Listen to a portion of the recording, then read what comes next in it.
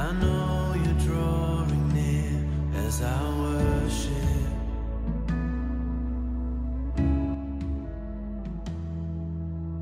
How within your love. Shalom teman-teman yang ada di rumah. Kami bersyukur, kita bersyukur sama-sama untuk kebaikan Tuhan, di mana Tuhan yang tetap memberikan kasih karunia-Nya kepada setiap kita untuk kembali tetap beribadah, bersyukur, mengucap syukur kepada Tuhan kita.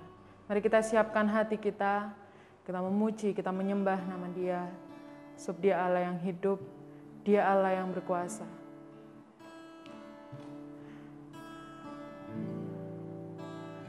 Mari sama-sama sore hari ini, pada hari ini kita membawa doa setiap dari diri kita. Berkemuliaan Tuhan dinyatakan bagi bangsa ini. Kita mohonkan berkat yang turun bagi bangsa kami.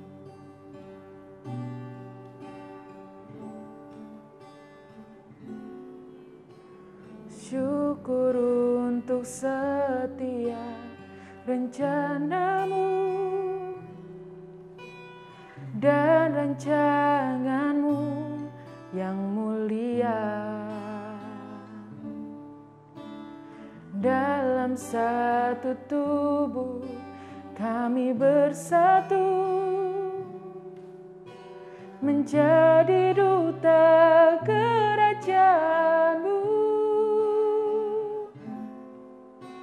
Ku ucapkan berkat atas Indonesia, biar kemuliaan Tuhan akan nyata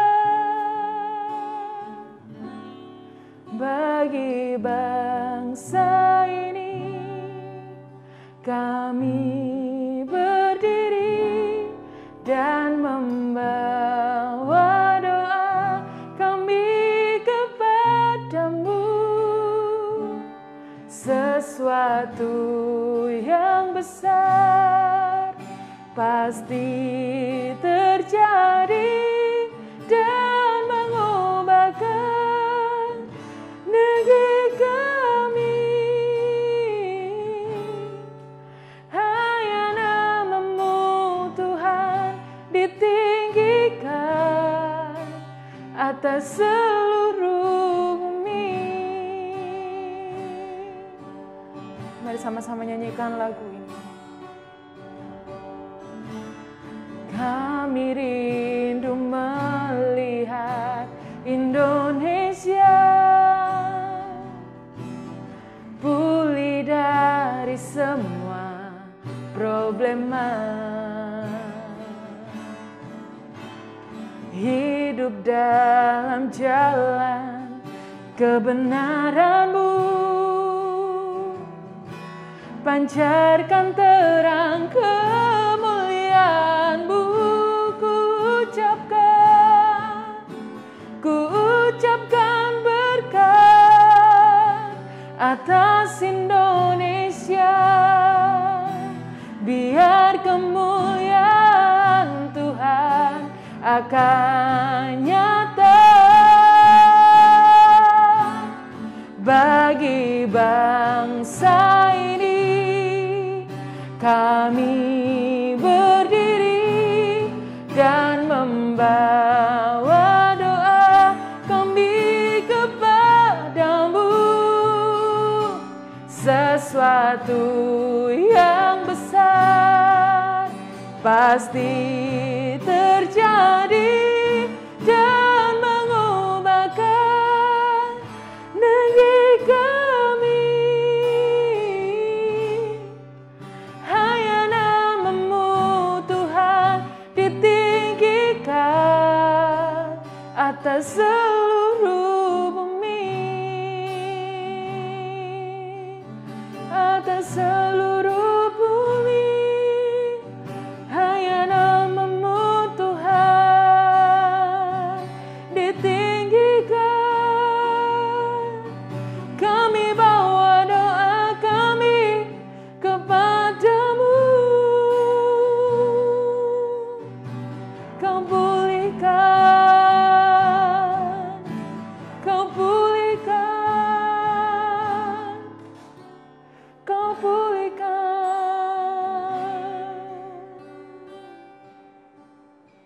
Kami membawa doa kami kepadamu Tuhan. Kau yang memulihkan bangsa kami.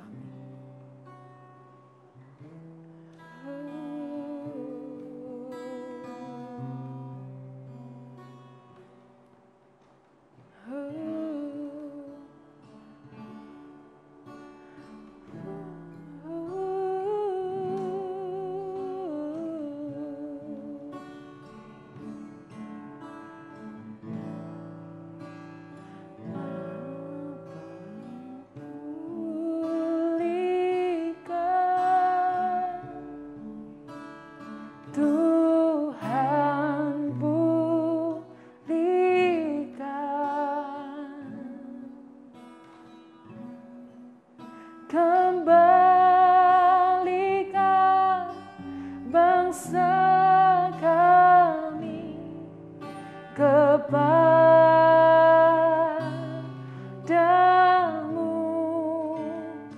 Tuhan. Pulihkan, ampunilah bangsa kami.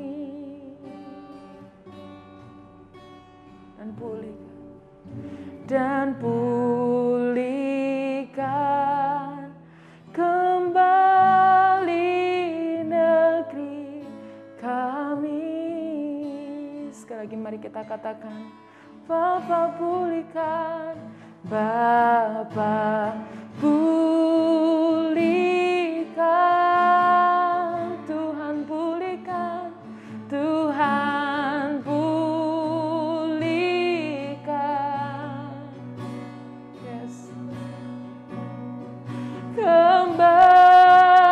Kembalikan bangsa kami kepadamu,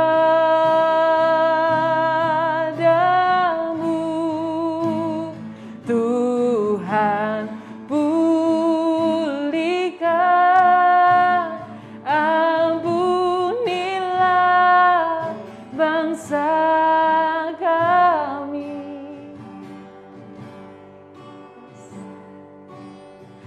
Dan pulihkan kembali negeri kami.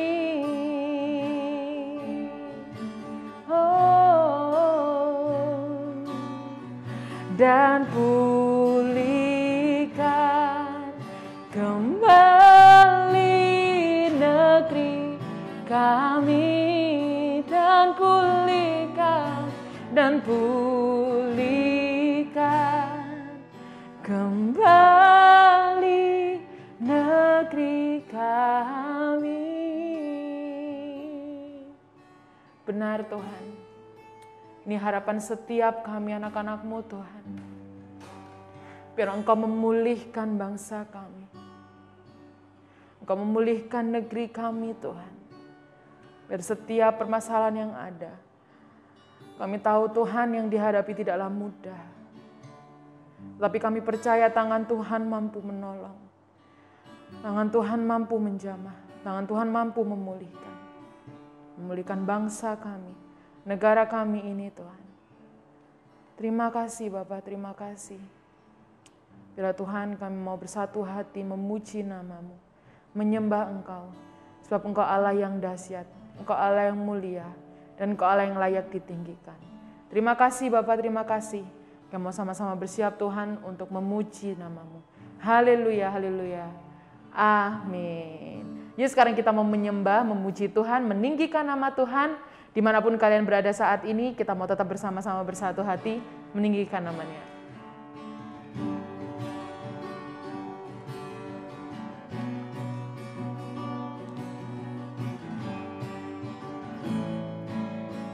Mari kita semua umat pilihan Allah, dengarkan panggilannya untuk menggenapi firman-Nya. Sekaranglah waktunya untuk berdiri bagi bangsa ini. Mari maju umat pemenang. Mari kita semua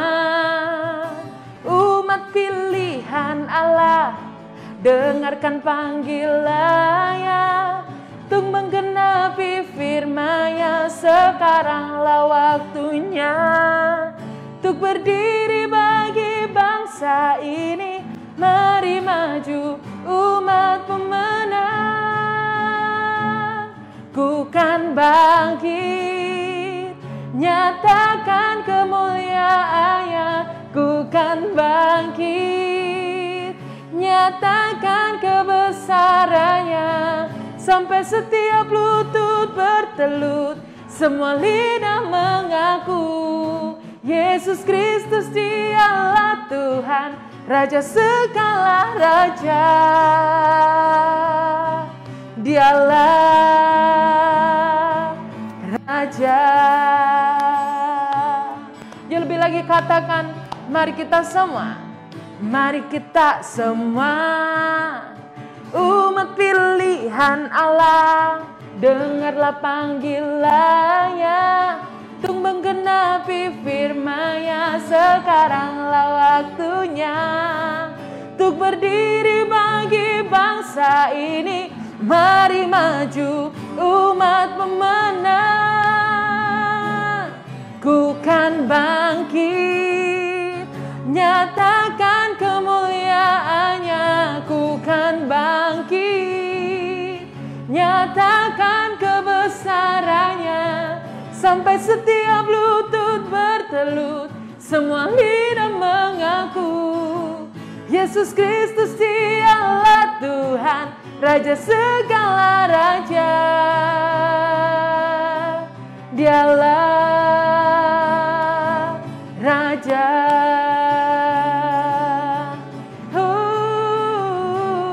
Ku kan bangkit, nyatakan kemuliaan-Nya.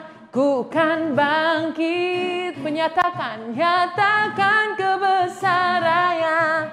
Sampai setiap lutut bertelut, mengaku Yesus Kristus Dialah Tuhan, Raja segala raja. Oh, ku kan bangkit, nyatakan kemuliaan-Nya. Ku kan bangkit, nyatakan kebesaran-Nya. Sampai setiap lutut bertelut, semua lidah mengaku Yesus Kristus Dialah Tuhan, Raja segala raja. Dialah Raja. Dialah Tuhan, Dialah Raja. Mari sama-sama kita berdoa untuk menyambut firman Tuhan. Kami mengucap syukur Tuhan Yesus. Sungguh Engkau Allah yang baik, sungguh Engkau Allah yang mulia, sungguh Engkau Allah yang penuh kasih. Kami bersatu Tuhan meskipun secara online, tapi kami yakin Tuhan,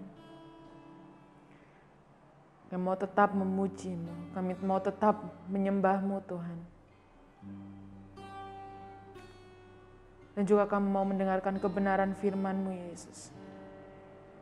Biarlah firman-Mu berbicara kepada setiap kami Tuhan, melalui hamba-Mu.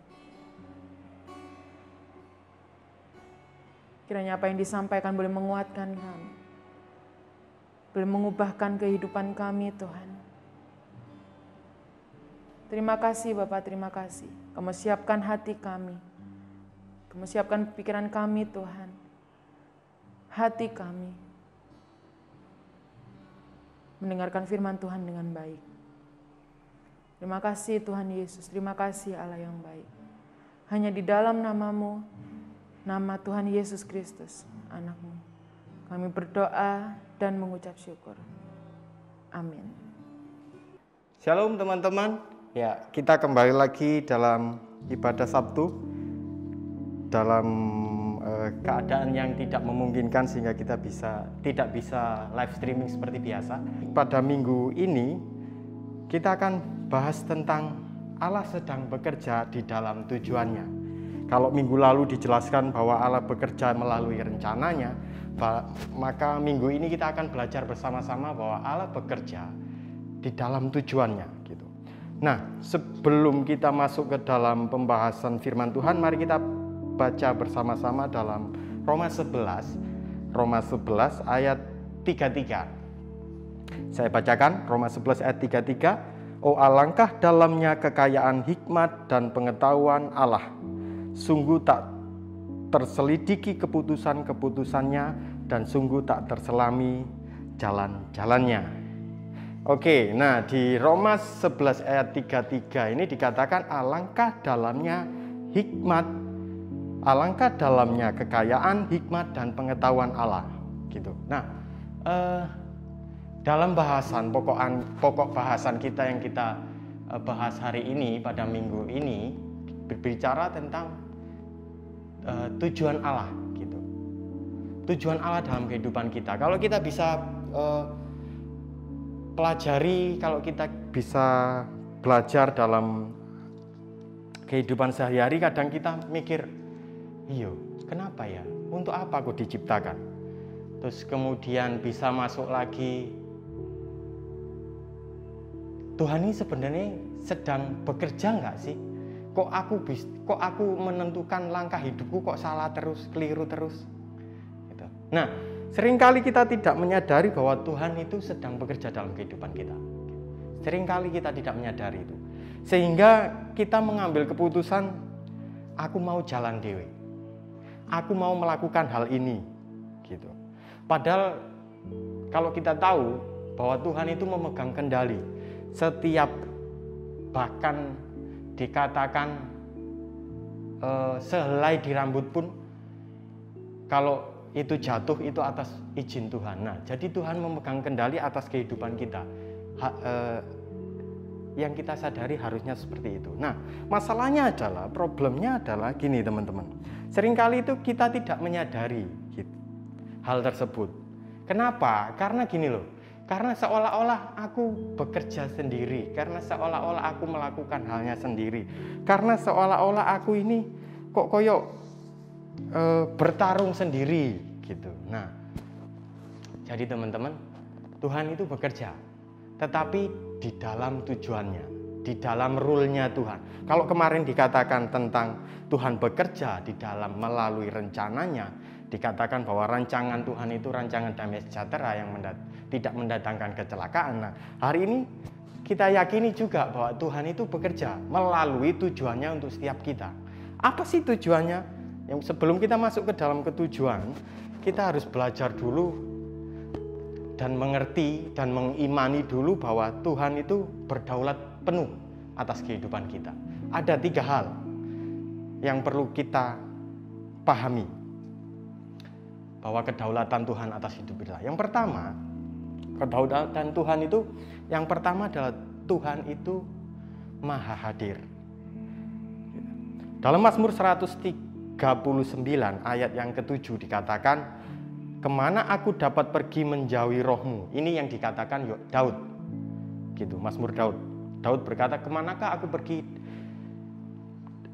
aku dapat pergi menjauhi rohmu? Terus kemudian kemanakah aku dapat lari dari hadapanmu? Gak mungkin, gak bakalan bisa gitu.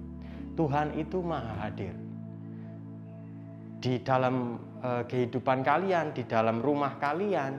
Bahkan waktu kita ibadah ini, kalau kalian menyaksikan ibadah ini pada sore hari nanti, hari ini gitu, Tuhan hadir. Jadi dikatakan, kemanakah aku dapat pergi menjauhi rohmu? Enggak ada. Gitu. Tidak ada satu tempat sekalipun kita bisa pergi. Jadi segala sesuatu bisa dijangkau sama Tuhan. Dimanapun itu bisa dijangkau sama Tuhan. Itu kedaulatan Tuhan yang harus kita ketahui dalam hidup kita. Dan yang kedua, untuk biar kita bisa mengerti apa sih, untuk apa tujuan Tuhan dalam kehidupan kita, kita harus mengerti kedaulatan Tuhan dalam kehidupan kita. Yang kedua adalah berbicara tentang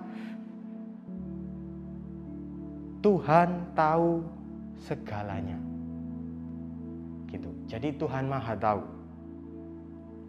Dalam Mazmur 33 ayat 13 dan 14 dikatakan di situ, saya bacakan, Tuhan memandang dari sorga, ia melihat semua anak manusia.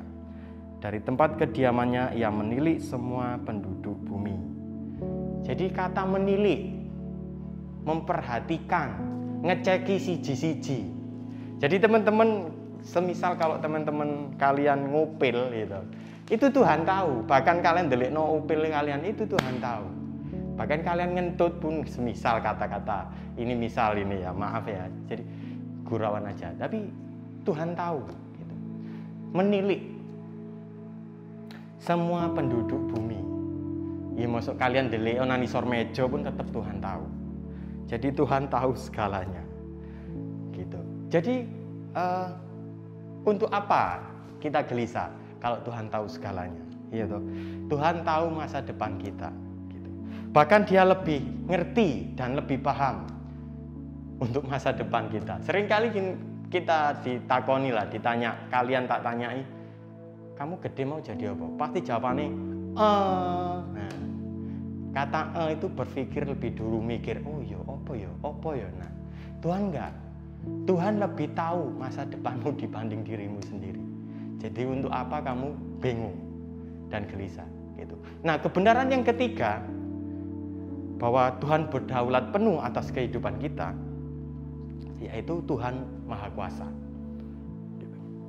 Dalam Kejadian 18 ayat yang keempat dikatakan di situ, adakah sesuatu apapun yang mustahil untuk Tuhan? Dalam Matius 19 ayat 29, bagi manusia hal ini tidak mungkin, tetapi bagi Allah segala sesuatu mungkin. Matius 19 ayat 26 dikatakan seperti itu. Memang manusia terbatas. Aku dan kamu terbatas. Kayak kita sekarang ini gak bisa bertatap muka, bahkan kita gak bisa bergereja. Itu terbatas. Tapi Tuhan Maha Kuasa. Ketika kita beribadah hari ini, saat ini, Tuhan bisa menyatakan kuasanya.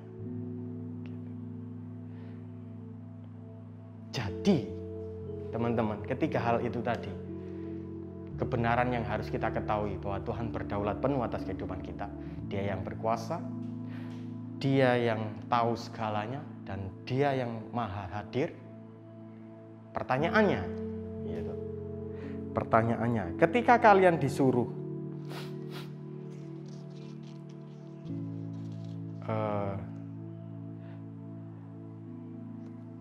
memilih, ketika kalian disuruh bahkan diberikan pertanyaan, apakah tujuan hidupmu? Disuruh menjawab pertanyaan, apakah tujuan hidupmu? Apa yang akan kalian jawab? Saya mengingat ada buku bagus, lama sekali bukunya, lumayan tebal. Kalau kalian mau baca mungkin di Gramedia ada. Jadi buku ini berbicara tentang untuk apa aku ada di dunia ini. Ditulis oleh Rick Warren. Kalian pasti tahu. Gitu. Judul bukunya Purpose Driven Life. Kalau nggak salah sih seperti itu. Purpose Driven Life ya. Jadi mungkin kalau kalian ingin lebih mendalami lagi, kenapa aku diciptakan di dunia ini, kalian baca buku itu. Bagus Bang. Gitu. Nah, saya katakan tadi kenapa aku diciptakan di dunia ini. Jawabannya adalah ini.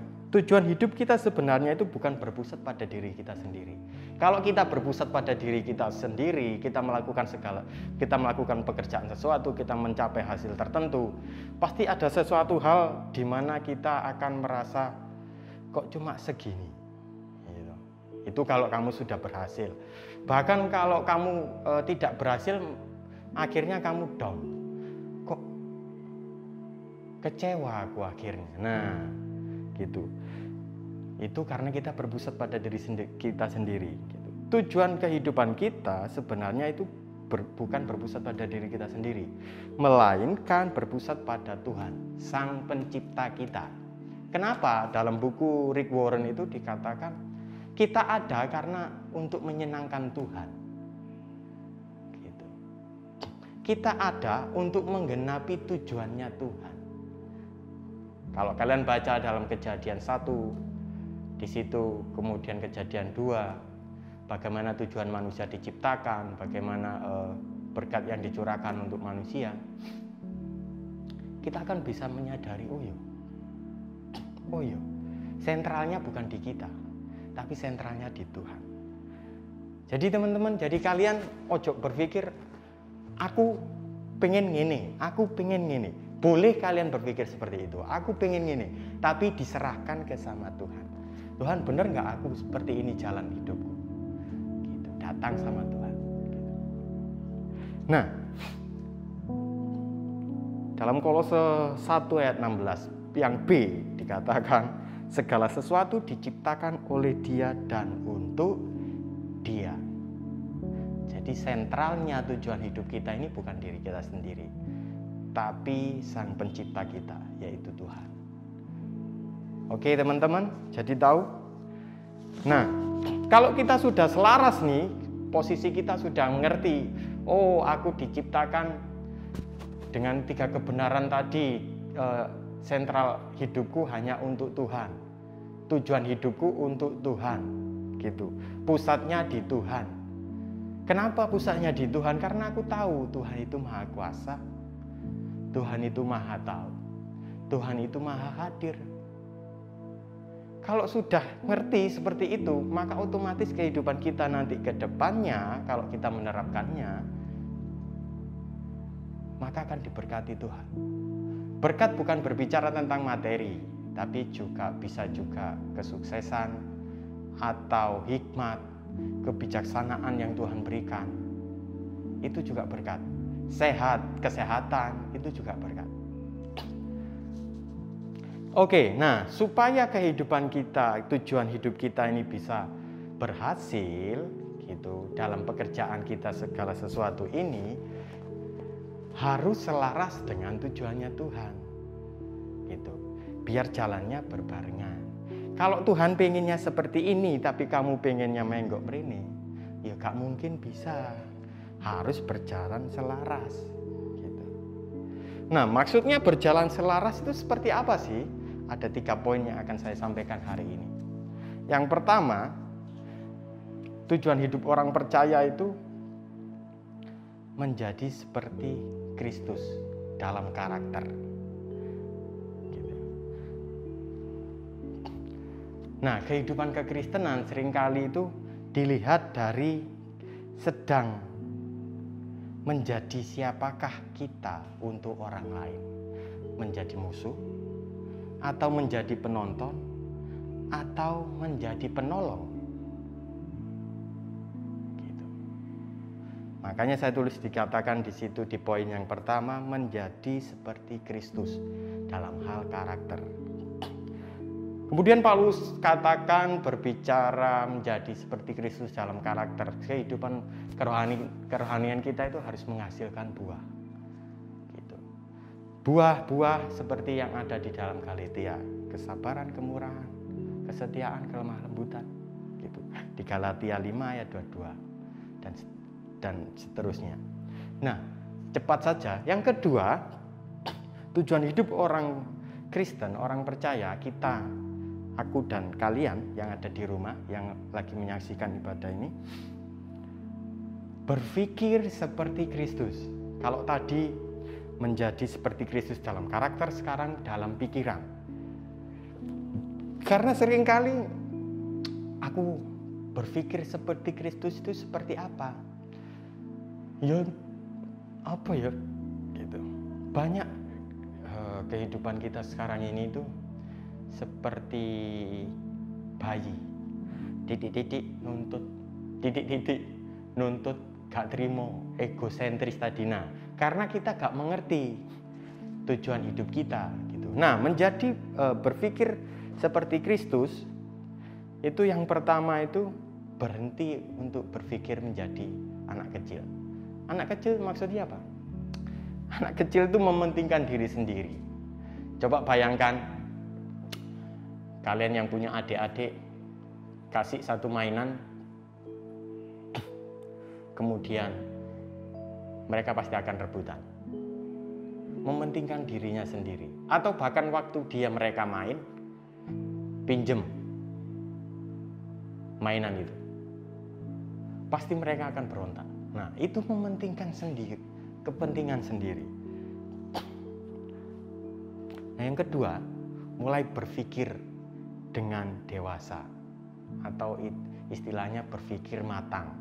Maksudnya berpikir matang adalah gini, bukan sekedar untuk aku.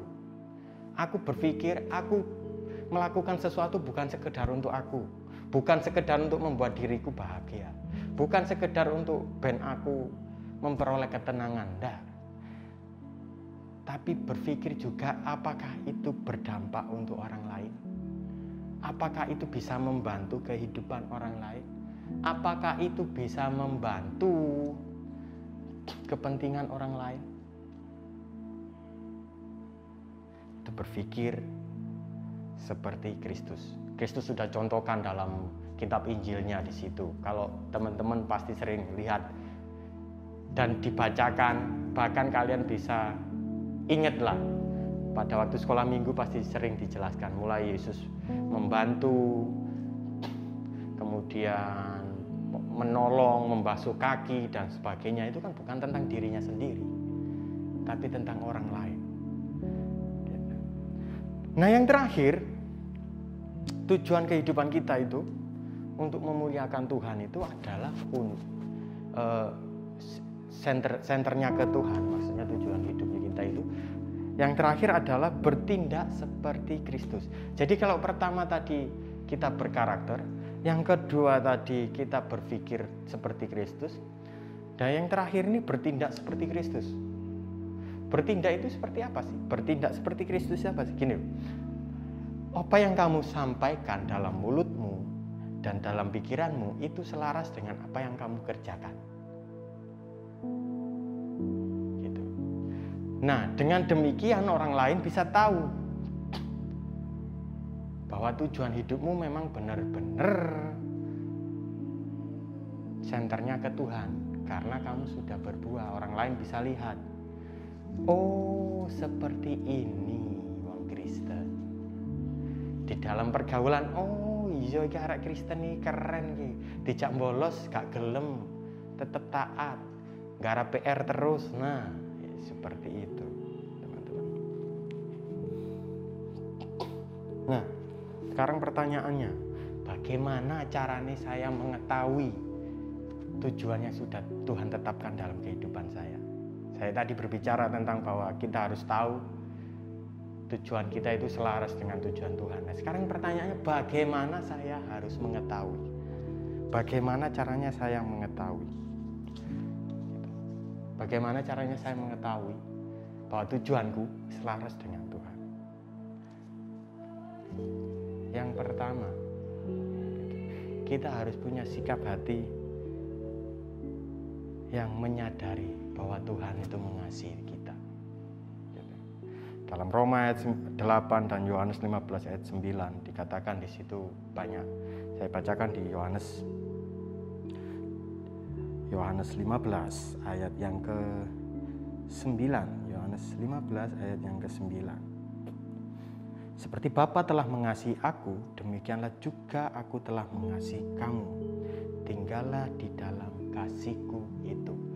Tinggallah di dalam kasihku itu. Jadi untuk mengetahui tujuan Allah dalam kehidupan kita harus yang pertama harus punya rasa kasih. Mengasihi Tuhan. Bukan mengasihi karena kalian ngesakno, ndak. Mengasihi karena kamu benar-benar mencintai, mempercayai sepenuhnya hidupmu ada di tangannya. Mengasihi Tuhan.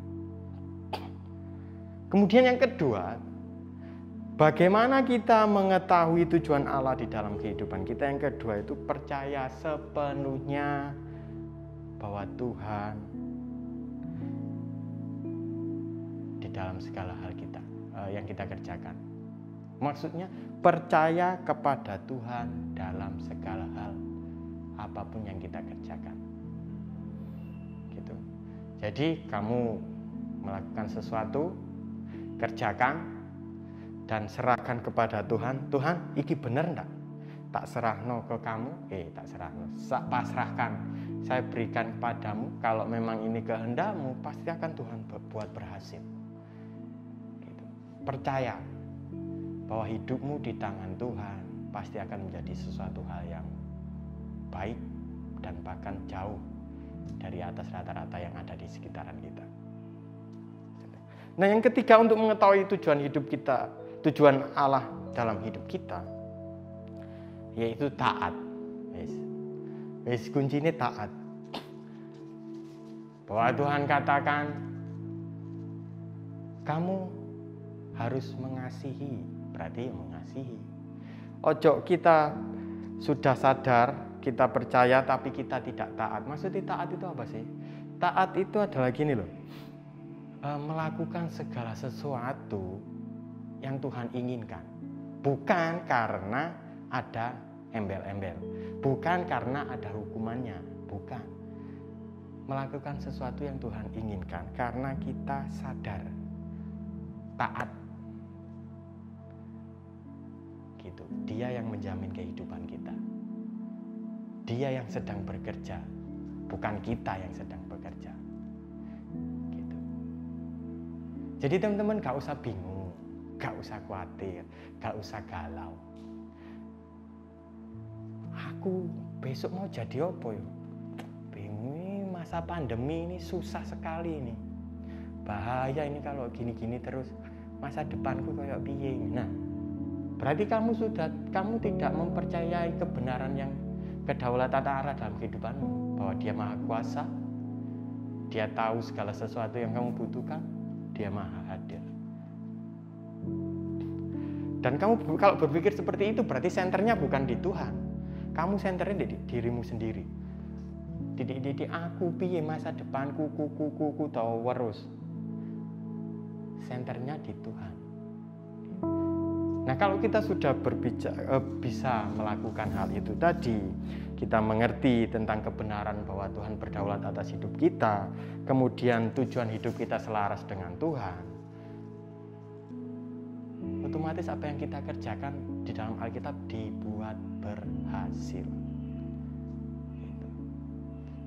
Oke, itu aja firman yang saya bagikan, sharing firman yang saya bagikan hari ini. Kiranya bisa memberkati teman-teman semuanya yang ada di rumah kalian masing-masing. Sebelum kita mengakhiri pertemuan ini, mari kita berdoa bersama-sama. Kami berterima kasih Tuhan, kami bersyukur masih Kau izinkan kami, Kau berikan kesehatan untuk setiap kami, dan kami berdoa untuk teman-teman kami yang juga mungkin dalam keadaan kurang sehat. Biarlah Kau boleh menjamah setiap mereka, dan biarlah firman-Mu yang boleh kami dengar hari ini Tuhan boleh tertanam dalam kehidupan kami, bahwa kami boleh mengerti bahwa Engkau berdaulat penuh atas kehidupan kami, bahwa Engkau berdaulat penuh atas masa depan kami Tuhan, dan kami boleh menyerahkan masa depan kami di bawah tangan-Mu Bapa. Terima kasih Yesus, terima kasih. Tuntun langkah kami, biarlah kehidupan kami semakin hari semakin mengasihi Engkau dan taat kepada Engkau Bapa. Kami bersyukur, kami berterima kasih, dan kiranya kami boleh mengakhiri ibadah hari ini dalam sukacita dan damai sejahtera. Dan kami berdoa Tuhan, biarlah pandemi ini segera berakhir dan kami boleh beribadah bersama-sama di gereja Bapa. Terima kasih, kami mengucap syukur dalam nama Yesus yang berdoa, haleluya, amin. Oke, sampai ketemu minggu depan dan bye-bye.